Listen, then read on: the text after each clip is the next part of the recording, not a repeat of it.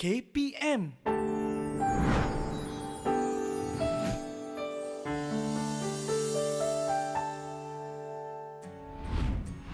Ada orang kata, mata pelajaran STPM ni susah. Betul ke? Baik para pelajar, hari ini cikgu nak kongsikan macam mana kita nak skor mata pelajaran STPM. Hai semua, Assalamualaikum warahmatullahi wabarakatuh dan apa khabar semua pelajar? Baik, hari ini bersama cikgu lagi dalam slot kaunselor anda Didik TV KPM. Sebelum itu, cikgu seperti biasa nak memperkenalkan diri cikgu. Nama cikgu ialah Muhammad Fazli bin Ahmad. Cikgu ialah guru bimbingan dan kaunseling di Kolej Tingkatan 6 Tunku Abdul Rahman Putra, Sabak Bernam, Selangor.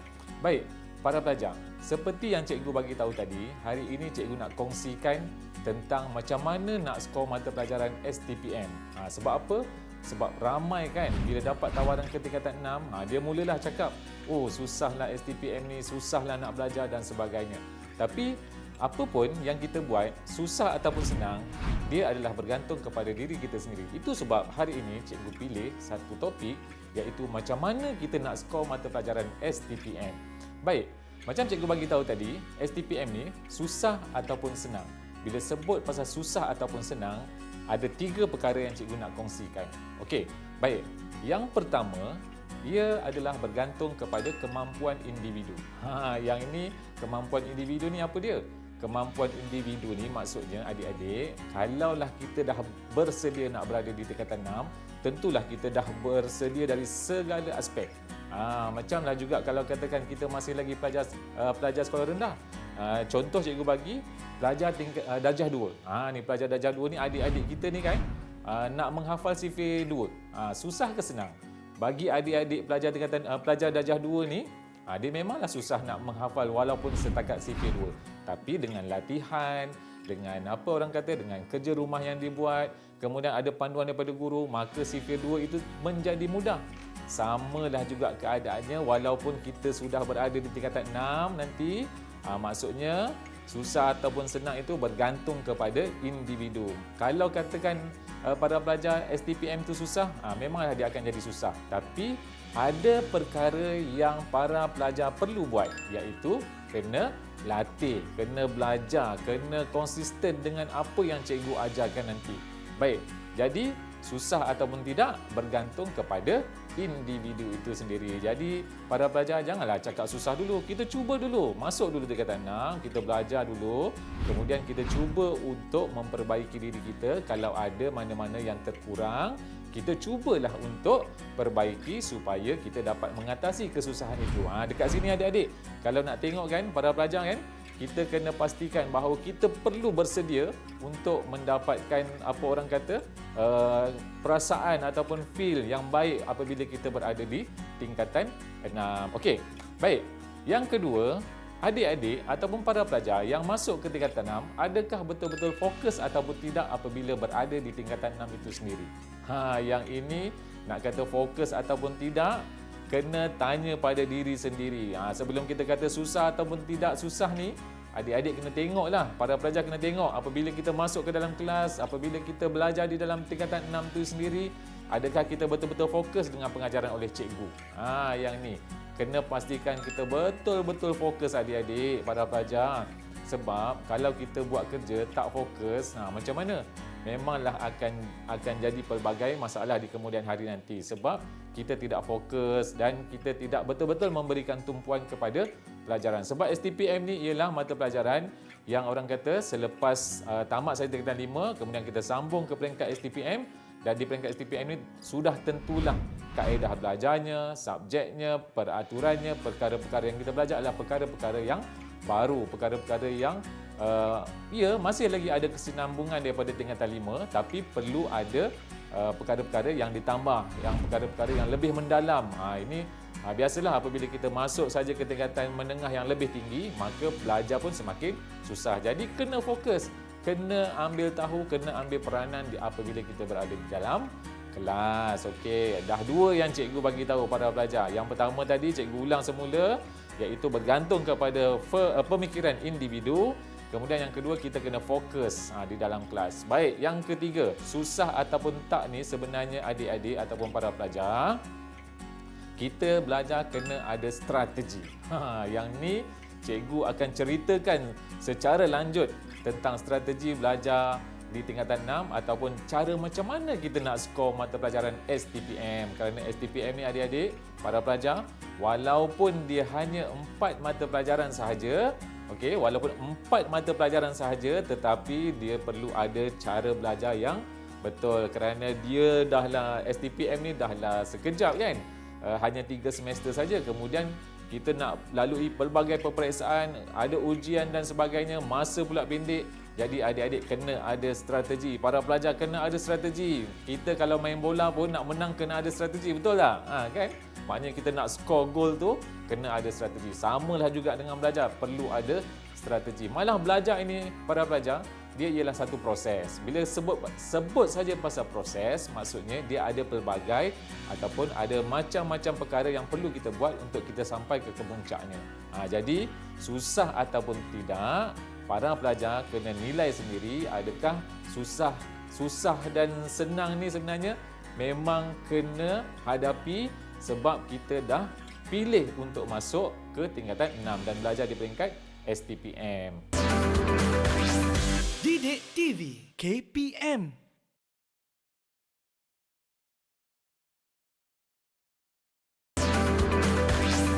Didik TV KPM.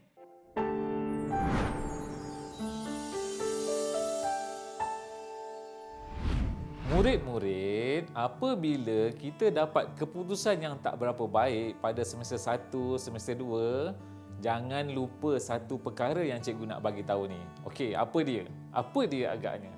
Yang ni para pelajar kena ingat bahawa ambillah peperiksaan ulangan. Bila dah tahu keputusan kita tak berapa baik, tak berapa cantik, ambillah keputusan untuk membuat peperiksaan ulangan. Okey, periksa ulangan ni nanti bolehlah kawan-kawan cakap, kau repeat. Jadi nampaknya keputusan tak baik lah tu. Jangan. Sebenarnya anak-anak pelajar cikgu juga ada je yang dapat B tapi masih lagi mengulang. Kenapa mengulang? Sebab dia nak dapat A. Yang tu. Makna kata peperiksaan ulangan ni tidak semestinya untuk pelajar-pelajar yang gagal saja. Yang gagal dah tentulah. Yang gagal ni dapat C, dapat D, dapat F, memang wajib mengulang. Tapi kalau dapat B, nak mengulang tak ada masalah sebab ada kemungkinan para pelajar boleh dapat lebih baik selepas itu. Ini yang dikatakan baiknya peperiksaan ulangan untuk pelajar-pelajar lepasan STPM. Nak skor, kita nak skor mata pelajaran tadi, nak skor mata pelajaran tu, nak bagi cantik semua subjek, kita buat peperiksaan ulangan. Memanglah kena bayar, tak apa, tak ada masalah. Sebab itu ialah peluang masa depan kita. Peluang masa depan kita. Cikgu dah cakap awal para pelajar kena buat yang terbaik untuk STPM ni sebab inilah peluang untuk kita berjaya pada masa hadapan. Baik, apabila sebut tentang peperiksaan ulangan ni macam saya bagi tahu tadi, kalau kita dapat C, kalau kita dapat C tolak, kalau kita dapat D dan G, F, kenalah buat ulangan supaya keputusan kita nanti akan dapat keputusan yang terbaik. Para pelajar kena buat yang terbaik untuk STPM ni sebab inilah peluang untuk kita berjaya pada masa hadapan. Jadi gunakan peluang ini untuk kita buat dan kita ambil peperiksaan ulangan itu supaya akhirnya nanti keputusan peperiksaan kita akan jadi lebih baik. Jadi itu antara teknik ataupun tips macam mana kita nak skor mata pelajaran STPM kita. Kan? Untuk peperiksaan ulangan ni para pelajar, saya suka ingatkan bahawa pada semester 1 kalau kita tak dapat keputusan yang baik, kita masih lagi boleh ambil peperiksaan ulangan. Itu untuk semester 1. Kalau semester 2 dapat juga keputusan yang tak berapa baik, boleh juga ambil peperiksaan ulangan. Tapi untuk semester 3 para pelajar, tolong dan tolong. Tu berapa kali tolong tu?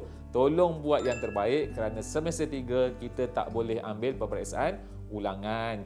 Cuma kita boleh buat semakkan semula untuk mata pelajaran itu. Jadi semester 1 kalau kita dapat tak berapa baik, kita boleh mengulang. Semester 2 dapat tak berapa baik, boleh juga mengulang. Sem 3 kita perlu buat yang terbaik walau apa pun halangan sebab kita hanya boleh membuat semakan sahaja. Jadi adik-adik, para pelajar kena buat peperiksaan ulangan sekiranya para pelajar tidak puas hati dengan apa keputusan yang para pelajar dapat pada semester 1 dan semester 2.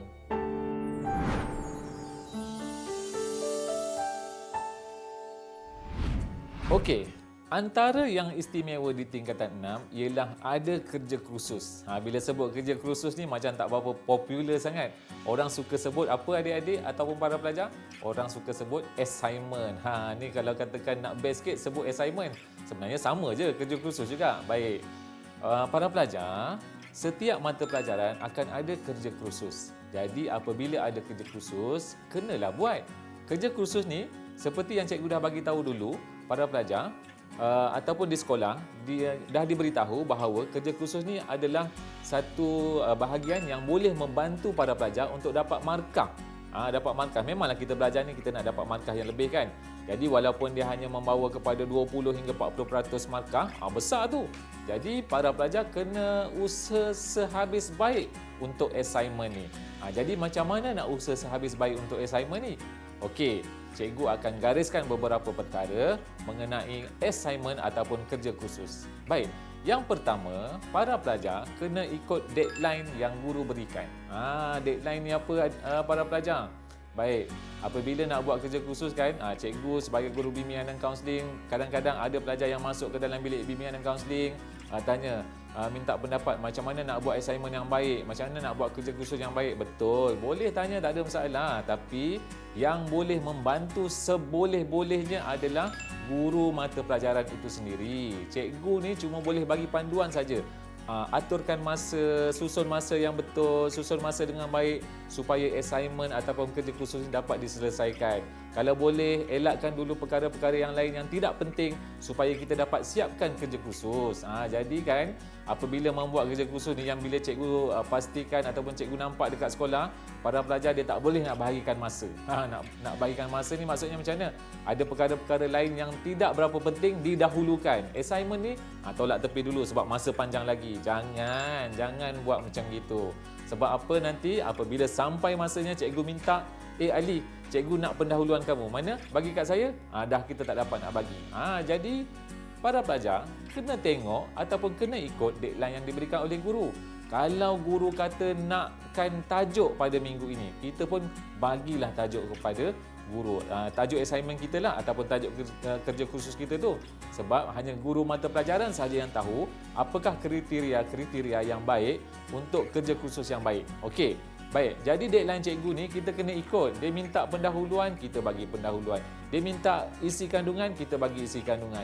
Dia minta apa lagi? Dia minta graf dan sebagainya.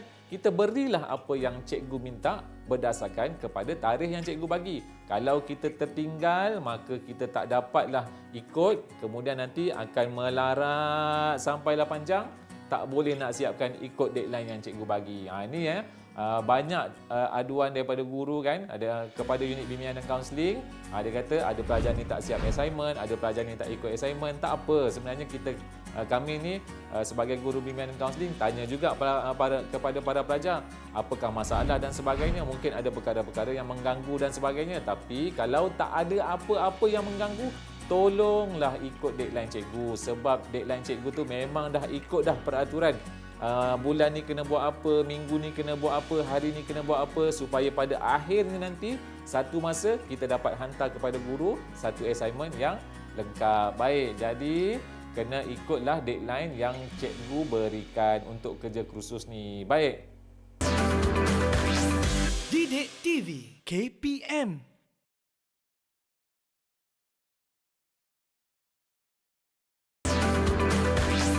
Didik TV KPM.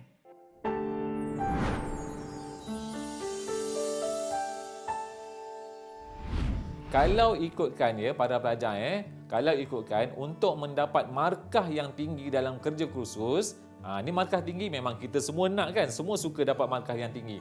Kita kena banyak bincang dengan cikgu untuk assignment kita itu. Baik, cikgu ada berbincang dengan cikgu guru kelas ataupun guru mata pelajaran. Saya tanya dengan cikgu, macam mana nak dapat assignment yang baik. Macam mana nak dapat markah assignment yang baik. Macam mana nak dapat assignment yang memang betul-betul melengkapi apa yang cikgu nak. Baik, dia kata Cikgu Fazli, sebenarnya para pelajar perlu banyak bincang dengan guru mata pelajaran. Yang tu. Sebab para pelajar ni kadang-kadang dia nak dapat A. Tahu dia nak dapat A, memang nak dapat A, tapi A ini kalau kita tengok markah A tu berapa? Daripada 80 sampailah ke 100 kan? Jadi daripada situ sebenarnya ada pelajar yang hanya nak dapat A sahaja 80. Dapat A 80 cukuplah. Jangan adik-adik sebab markah kalau boleh kita dapatkanlah juga A yang berkualiti. Nak dapat A tu biarlah dapat A 98.